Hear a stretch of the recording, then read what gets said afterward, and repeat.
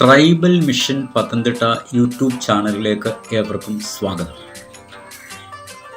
ഇന്ന് അന്യം നിന്ന് പോയതും ഇന്നത്തെ തലമുറയ്ക്ക് അറിയാത്തതും അവർ കണ്ടിട്ടില്ലാത്തതുമായ ഓല മെടയുന്നത് എങ്ങനെയെന്ന് നമുക്ക് കാണാം. പണ്ട് കാലങ്ങളിൽ, അതായത് ഏകദേശം 30-35 വർഷങ്ങൾക്ക് മുമ്പ് വരെ കേരളത്തിലെ മിക്ക വീടുകളുടെയും മേൽക്കൂര ഓല കൊണ്ടാണ് മേഞ്ഞിരുന്നത്. ഓല മേയുന്നതിന് പ്രത്യേക കൂലിക്കാരെ വിളിക്കാറില്ല അന്ന്. അയൽക്കാർ എല്ലാവരും ഒരുമിച്ച് ചേർന്ന് വീടിൻ്റെ മേൽക്കൂര ഓല കൊണ്ട് മേയും. വീട്ടുകാർ സദ്യ ഉണ്ടാക്കും. എല്ലാവരും ഒരുമിച്ചിരുന്ന് ഭക്ഷണം കഴിച്ച് സന്തോഷത്തോടെ പിരിയും. ആ പുരയ്ക്കകത്തുള്ള ജീവിതം വളരെ സന്തോഷകരമായിരുന്നു. AC-യുടെ ആവശ്യം അന്നുണ്ടായിരുന്നില്ല. എത്ര ചൂടത്തോടെ നടന്നിട്ട് വന്നാലും ആ വീട്ടിനുള്ളിൽ കയറുമ്പോൾ ഒരു പ്രത്യേക കുളിർമ ആയിരുന്നു. അന്ന് അയൽപക്കക്കാർ തമ്മിൽ സ്നേഹമുണ്ടായിരുന്നു. പരസ്പരം ഇല്ലായ്മകൾ മനസ്സിലാക്കി സഹായിച്ചിരുന്നു.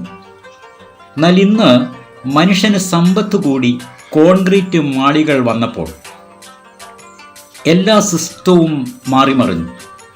സ്നേഹം പോയി, ഐക്യം പോയി, പ്രകൃതിയെ ചൂഷണം ചെയ്യാൻ മനുഷ്യൻ ആരംഭിച്ചു. അങ്ങനെ പ്രകൃതിയുടെ സന്തുലനാവസ്ഥ നഷ്ടപ്പെട്ടു. വൻ പ്രളയങ്ങൾ, കുടിനീരില്ലായ്മ, മണ്ണിടിച്ചിൽ, വന്യമൃഗശല്യങ്ങൾ, അതുപോലെ സഹിക്കാൻ വയ്യാത്ത ചൂട് മനുഷ്യൻ്റെ ജീവിതത്തെ തന്നെ താറുമാറാക്കി. അവനിന്ന് മുന്നോട്ടുള്ള ജീവിതത്തിൽ അതിജീവിക്കാൻ കഴിയാൻ വയ്യാത്ത വ്യതിയാനങ്ങളാണ് കടന്നു വന്നുകൊണ്ടിരിക്കുന്നത്. നമ്മൾ അത്തരം കാര്യങ്ങൾ പറഞ്ഞിട്ടുണ്ടെങ്കിൽ നമുക്ക് ആ ഓലമെടച്ചിലേക്ക് തന്നെ നമ്മുടെ ശ്രദ്ധയെ കേന്ദ്രീകരിക്കാം. ഓലമെടയുന്നത് വളരെ ശ്രദ്ധയോടുകൂടി നോക്കിക്കണ്ടെങ്കിൽ മാത്രമേ അത് മനസ്സിലാകത്തുള്ളൂ എങ്ങനെയാണ് ഓലമെടയുന്നതെന്ന്. ഇന്നത്തെ തലമുറയിൽ ആർക്കും ഇത് അറിയുമെന്ന് എനിക്ക് തോന്നുന്നില്ല. വളരെ ശ്രദ്ധിച്ചാൽ ഇതൊക്കെ നമ്മൾക്ക് മനസ്സിലാക്കാൻ കഴിയാവുന്നതേ ഉള്ളൂ. പണ്ടുള്ളവർ ഒരു ദിവസം 10 കെട്ട് ഓലമരം മെടഞ്ഞിരുന്ന ഒരു ഒരു തൊഴിലായി സ്വീകരിച്ച ഒരു കാലഘട്ടമുണ്ടായിരുന്നു. അതുകൊണ്ട് കുടുംബങ്ങൾ ഉപജീവന മാർഗം കഴിച്ചിരുന്ന ഒരു കാലഘട്ടവും ഉണ്ടായിരുന്നു. ഇതൊക്കെ പറയുമ്പോൾ ഇന്നത്തെ തലമുറയ്ക്ക് ഒരു പുച്ഛം തോന്നിയേക്കാം. എങ്കിലും പണ്ടുള്ളവർ ജീവിക്കാനുള്ള മാർഗങ്ങൾ കണ്ടെത്തിയത് ഇതുപോലുള്ള തൊഴിലുകൾ ഉപയോഗിച്ചാണ്. ശ്രദ്ധിച്ചു നോക്കിയാൽ എന്ത് സ്പീഡിലാണ് ഓല മെടയുന്നതെന്ന് നിങ്ങൾക്ക് ശ്രദ്ധിച്ചാൽ പറ്റും.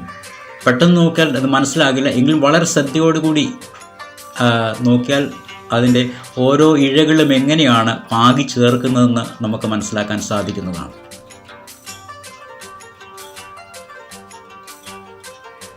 ഈ ഓലമെടയെ നമ്മൾ പ്രത്യേകം ശ്രദ്ധിക്കേണ്ടത് 2 സൈഡും, ഓലയുടെ 2 സൈഡും, വലതും ഇടതും സൈഡ് കോട്ടി മാട്ടുക എന്ന് പറയും. അങ്ങനെ കോട്ടി മാട്ടുന്നതാണ് നമ്മൾ കാണേണ്ടത്. 2 സൈഡിൻ്റെ ഭാഗം എങ്ങനെയാണ് അത് ലെവലാക്കി ഒരുമിച്ച് ചെയ്തു വെക്കുന്നതെന്ന് നമ്മൾ കണ്ട് മനസ്സിലാക്കാവുന്നതുള്ളൂ.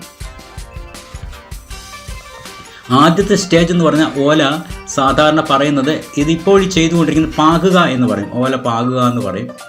പാകി അത് കഴിഞ്ഞിട്ടാണ് 2 സൈഡും കോട്ടി മാട്ടുന്നത്. ആ കോട്ടി മാട്ട് അപ്പോൾ ഇങ്ങനെ ചെയ്തു.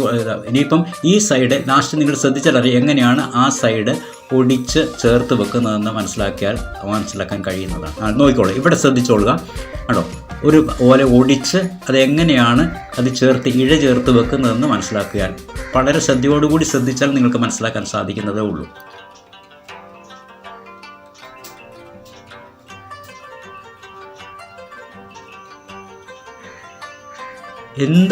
വളരെ ശ്രദ്ധയോടുകൂടിയാണ് ഇതൊക്കെ ചെയ്യുന്നത്. ഒരു ഇഴ അങ്ങോട്ടോ ഇങ്ങോട്ടോ തെറ്റിയാൽ ആ ഓലമെടച്ചിൽ കംപ്ലീറ്റ് തെറ്റിപ്പോകും.